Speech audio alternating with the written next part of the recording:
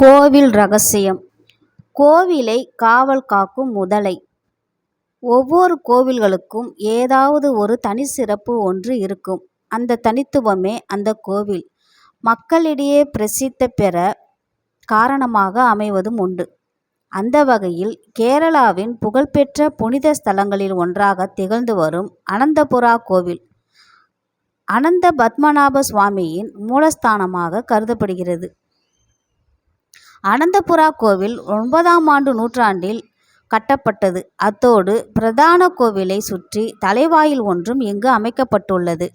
பச்சை பசேல் என்று இருக்கும் இந்த கோவில் குளத்தில் கடந்த 150 ஆண்டுகளுக்கும் மேலாக ஒரு முதலை ஒன்று வாழ்ந்து வருகிறது. இதை அங்குள்ள மக்கள் பபியா என பெயரிட்டு அழைக்கிறார்கள். இந்த முதலை கோவிலின் பாதுகாவலாக கருதப்படுவதோடு பக்தர்களால் மிகவும் மரியாதைக்குரிய பிராணியாகவும் மதிக்கப்படுகிறது. அத்தோடு இந்த முதலை இறந்து போனாலும் அதன் இடத்தில் கோவிலை பாதுகாக்க மற்றொரு முதலை இந்த ஏரிக்கு வரும் என்றும் நம்பப்படுகிறது.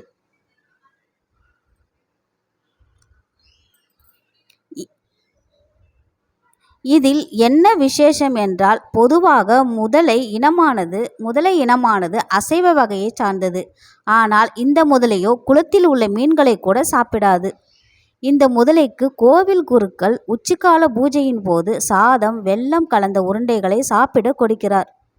இதற்கு முசிலி நைவேத்யா என்கிறார்கள். கோவில் குளத்தில் குளிக்க வரும் பக்தர்கள் மற்றும் குருக்களை இதுவரை பபியா தாக்கியதில்லை என்பது குறிப்பிடத்தக்கது. சரியாக பிரசாதம் வழங்கப்படும் வேளைகளில் இந்த முதலை குறிப்பிட்ட இடத்திற்கு வந்து சேர்ந்து விடுகிறதாம். ஒன்றுக்கும் மேற்பட்ட முதலையை இந்த குளத்தில் எவரும் கண்டதில்லை. ஒரு முதலை இறந்து விடுமேயானால் மறுதினமே இன்னொரு முதலை தென்படுமாம். அருகில் வேறு ஆறுகளோ குளங்களோ இல்லாத நிலையில் எப்படி இந்த கோவில் குளத்திற்குள் முதலை வந்தது என்பது எவருக்கும் புரியாத புதிர் என்கிறார்கள்.